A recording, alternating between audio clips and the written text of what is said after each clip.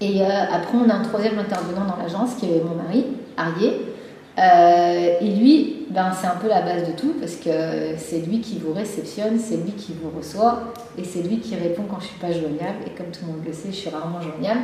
Donc c'est lui qui fait la présence au bureau et qui réceptionne et qui centralise tous les dossiers, etc. C'est lui qui s'occupe de la partie juridique. Et comme je vous l'ai dit, quand vous n'arrivez pas à joindre quelqu'un, on va à la banque faire vos paiements, on vous appelle, on vous fait des modèles de lettres pour pouvoir les envoyer à la banque. On monte chez l'assureur récupérer votre police, on va chez les avocats récupérer les doubles des contrats, on va amener les éléments qu'on a besoin chez les avocats ou bien une discussion tout simplement qu'on ne peut pas avoir au téléphone, etc. Vous amenez sur les chantiers pour voir les projets après votre achat, faire l'état des lieux, les remises des clés, mettre en gestion les appartements, tout ça c'est lui.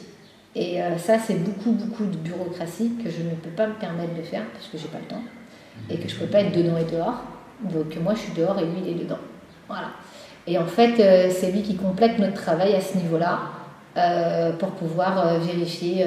Et c'est ce qui me permet aussi d'être très réactive parce que quand je suis dans un rendez-vous pendant 2-3 heures, je ne peux pas grader mes mails et je ne peux pas répondre à mes mails ni rien. Mais quand je vois qu'il y a une urgence et que j'ai vu sur le côté de l'œil qu'il y a quelque chose, je peux l'appeler pour lui dire envoie vite ça à la banque ferme à 14h, le client il doit payer aujourd'hui et son argent vient juste d'arriver. Ou différentes choses qui peuvent permettre de gérer et me dédoubler.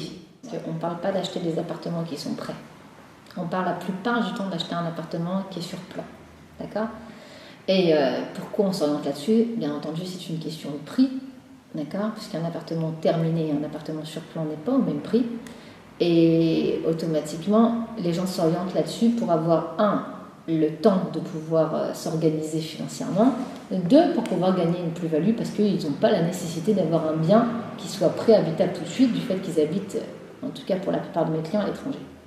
Maintenant, il faut savoir qu'acheter sur plan, c'est pas juste acheter un bout de papier avec un plan, il faut s'occuper du bien. D'accord ? S'occuper du bien, ça veut dire à la fois aller signer et récupérer ce qu'on appelle le titre d'Ayar, c'est un classeur qui va regrouper à l'intérieur le plan de l'appartement, qui va regrouper les plans électriques, les plans de plomberie. Et c'est à ce moment-là qu'on doit savoir si on doit faire des changements dans l'appartement ou pas. Et là vient ma petite rubrique décoration et rénovation. Pourquoi ? Parce que à l'intérieur de mon service d'agence immobilière, qui fait partie de mon premier service, j'accompagne le client dans tout ce qui suit le standard du projet. Ça veut dire que le client ne va pas prendre l'avion de Paris pour venir récupérer des plans et pour les signer. Et je ne pense pas qu'il va signer des plans par mail alors qu'il ne sait même pas à quoi ça correspond et que ce n'est même pas dans sa langue. Et qu'il ne connaît pas les symboles, etc. Et bien entendu, les plans sont quand même relativement standards, mais il y a des petits bémols pour les Français qui sont importants, comme un robinet sur une terrasse, comme une prise triphasée pour une plaque induction, comme la climatisation dans le miclate, ou bien une prise pour se raser dans la salle de bain. Je n'ai pas parlé de mettre des variateurs et des spots et etc.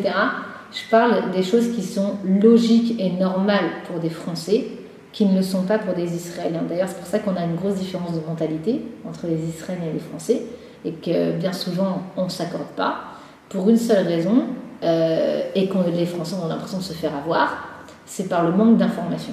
Ça veut dire qu'aujourd'hui, les lois qui existent en France ne sont pas les mêmes qu'en Israël. C'est pas parce que ce ne sont pas les mêmes que vous êtes fait avoir, c'est juste que vous n'étiez pas au courant. Et ça revient dans tous les domaines, d'accord ? Et on les voit tous les jours. Le fait de ne pas être au courant permet d'avoir une désinformation et donc créer des désaccords et après avoir un sentiment de s'être fait avoir. Oui, sûr. Ce qui n'est pas obligatoirement le cas.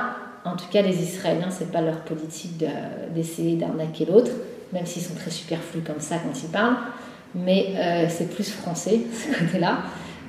Et c'est souvent la désinformation qui fait qu'on n'est pas au courant. Voilà, d'accord ? C'est comme un exemple tout bête qui m'est arrivé cette semaine. Un client a soldé son appartement, son crédit, et quand il a soldé son crédit, on a donc annulé l'assurance vie du crédit. puisqu'on n'en a plus besoin. On a pris une assurance vie parce qu'on a pris un crédit immobilier. Et l'assureur a annulé l'assurance des murs. Parce que quand on fait un crédit, on a besoin de fournir l'assurance des murs et l'assurance vie. D'ailleurs, ça fait partie de mon service, c'est moi qui m'en occupe. C'est moi qui vous fais votre inscription, c'est moi qui vous la traduis, c'est moi qui vous prends au téléphone pour savoir si vous avez des maladies, etc., et qui remplit le formulaire et qui l'envoie à l'assureur. Au moins pour débloquer le crédit, après vous pouvez changer d'assurance et faire ce que vous avez envie. Mais c'est moi qui la mets en place parce que c'est une des exigences de la banque. Et donc, il s'est avéré que quand le client, qui a acheté déjà depuis quelques années, a voulu annuler son crédit, retirer l'hypothèque, on a donc demandé un papier à la banque que l'hypothèque avait été retirée, on l'a donné à l'assureur, et l'assureur il a tout simplement annulé le contrat d'assurance, mais il ne s'est pas rendu compte que c'était rattaché, les murs et la vie. Alors nous, on a demandé une assurance, d'annuler l'assurance du crédit, pas l'assurance des murs. Et ce qui était logique pour un assureur n'était pas logique pour le client. Et je vais même aller plus loin, n'était même pas logique pour moi. Alors si c'était pas logique pour moi, c'est que ça devait être encore moins logique pour le client, c'est certain. Parce que le crédit et l'assurance vie est une chose, mais les murs, on n'a pas vendu la maison. On n'a jamais dit qu'on avait vendu la maison, on a juste dit qu'on avait soldé de crédit. Et les gens sont restés sans assurance depuis le mois d'octobre. Donc la désinformation fait que ça engendre des dégâts. Et on parle là d'une assurance des murs d'une maison. Ça veut dire que s'il y avait eu un tremblement de terre ou un incendie ou quoi, qu'est-ce qu'on fait à cet appartement qui coûtait plus de 5 millions de shekels? Bien sûr. D'accord? Et donc, en fait, il y a deux solutions. Soit poser les bonnes questions, soit tomber sur les bons interlocuteurs qui vous préviennent de la différence entre Israël et la France. Et c'est ce que j'essaye de faire au mieux, en tout cas, pour les clients. Il restera toujours des petites choses que les gens pensent et qui ne le sont pas, mais en tout cas, j'essaie d'informer au mieux, et c'est toute la base de notre service. C'est informer pour pouvoir réussir son acquisition et, si Dieu veut, soit ramener d'autres clients ou soit recommencer cet investissement avec nous, ou nous le laisser en gestion, ou divers services que l'on peut proposer. Maintenant, je reviens dans l'accompagnement. Donc, une fois qu'on a récupéré ces plans de plomberie, etc., bien entendu, je ne les signe pas toute seule. Je vous consulte, je vérifie que vous ne comptez pas mettre un deuxième évier, parce que, par exemple, ce qui paraît absurde pour les Français, c'est qu'il n'y ait pas d'évier, double évier, Khalavi, Bassari, et non. Et quand on dit à Bacharan, je veux bien un double évier, ils ne savent pas que quand ils vont demander ce double évier-là, ça va aussi modifier toute la cuisine standard du promoteur et qu'ils ne peuvent plus prendre la cuisine standard. Et quand on dit ne pas prendre la cuisine standard, ça veut dire qu'on ne peut pas prendre non plus le marbre et le plan de travail qui va avec, et ce qui va engendrer des gros frais chez le client. Donc, toutes ces choses-là, moi je l'explique dès le démarrage, dès que je récupère le dossier. Alors en général, je l'ai déjà un petit peu expliqué sur la route en allant visiter le projet, mais je reviens dessus plus dans les détails au moment où je récupère le tic d'Ayar. Et dans ce dossier-là, il n'y a pas de traduction pour ce dossier, c'est pour ça, en français. Ça n'existe pas, il me semble, peut-être cahier des charges ou quelque chose comme ça, mais en tout cas, en Israël, ça s'appelle tic d'Ayar, et c'est ce qui nous permet de savoir, par exemple, jusqu'à quand vous pouvez aller commander vos matériaux. Quels sont les fournisseurs, parce que ce n'est pas chez le promoteur que vous allez choisir vos matériaux, vous allez avoir 5, 6, 7, 8 fournisseurs où vous allez devoir aller choisir, voir les gammes qu'ils proposent dans le standard, voir les gammes de cuisine, voir les gammes de marbre, etc.